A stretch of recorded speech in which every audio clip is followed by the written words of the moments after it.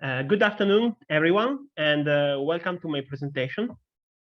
Today I'm going to show you the work that my co-authors and I are doing in order to try to model the effect that a few climate drivers have on the extension of wildfires.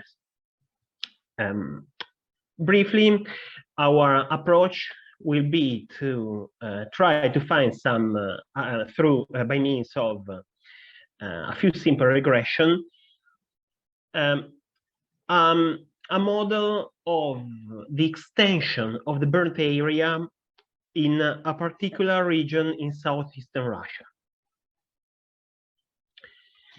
So we know that wildfires are which are very much extended both in Europe but also in Russia, for example, are very could be quite well modeled and are related to climate conditions, for example, rain or drought.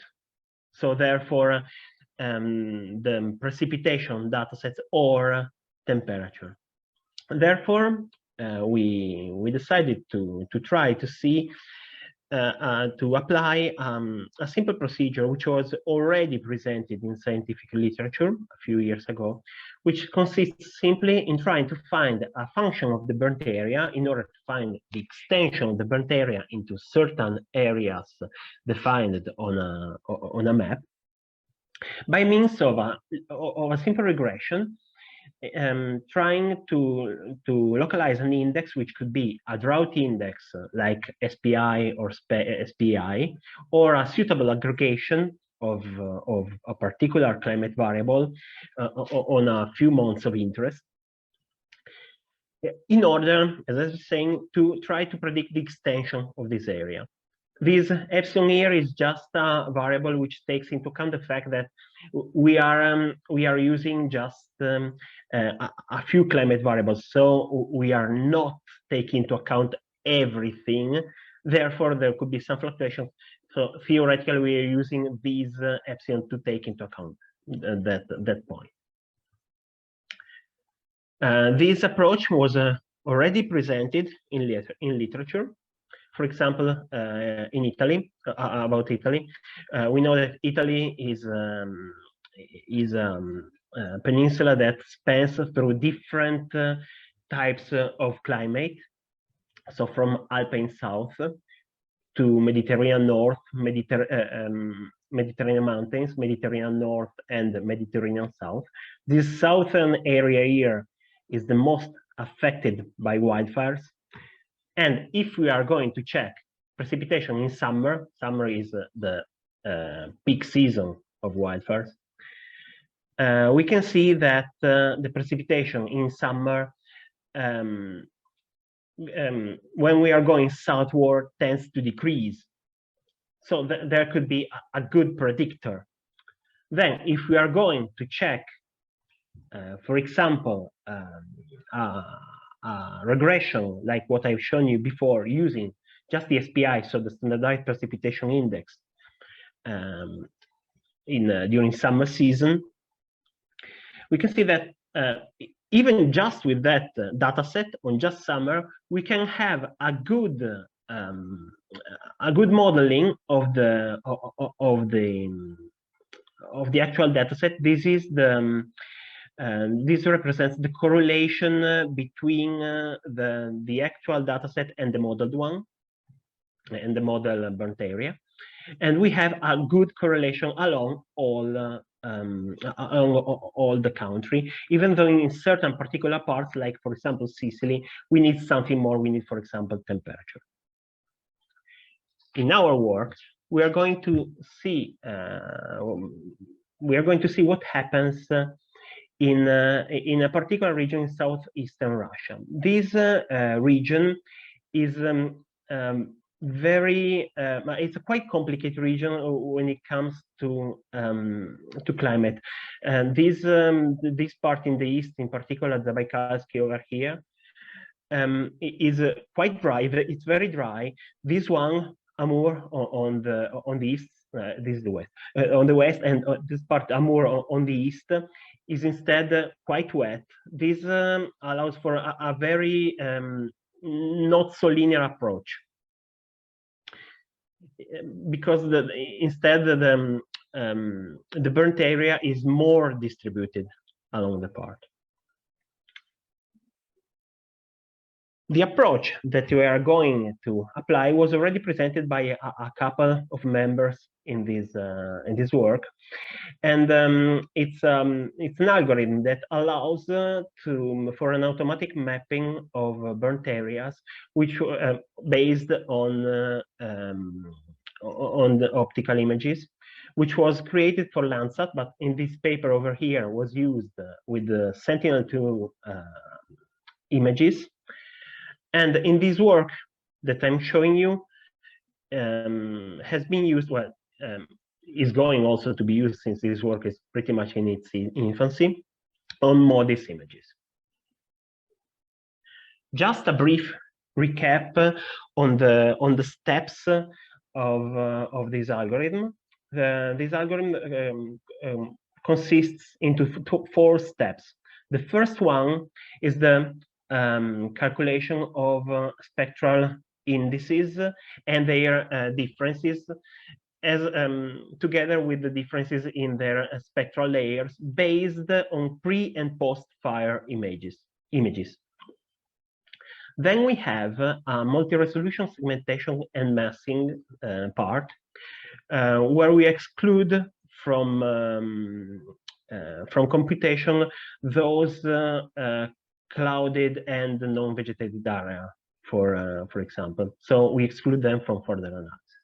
Then there is a third part where the thresholding functions are computed in order to identify core burnt areas.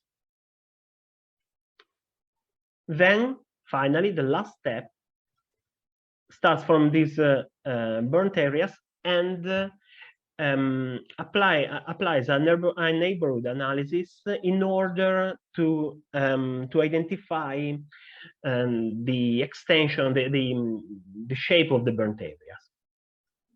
As I was saying, this approach was tested and is being tested on MODIS images on years starting from 2002 to 2020, both for burnt data, and we used MODIS also for climate data.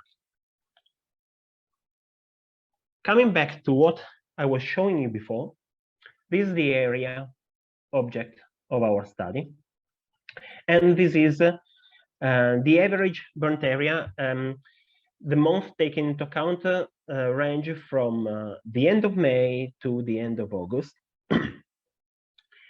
And we can see that even though the largest fraction of the average burnt area is concentrated here in the eastern part, the western part, sorry, in the western part, also the eastern part shows an important fire activity. So we are going to see, but first of all, we're going to look into the climate drivers that we are starting looking in. Well, precipitation actually shows us how this area is actually way drier in the west side than in the east side. When we are going eastward, the climate is going wetter and wetter. Differently from the standard situation that, for example, I was used to. The max temperature does not follow the same direction west-east, but north-south. So we have that the average annual max temperature going from north to south tends to increase. Very well. So we are going to start to see what happens when applying some regression to these kind of data. So this scale here shows the correlation between actual data set and model data set.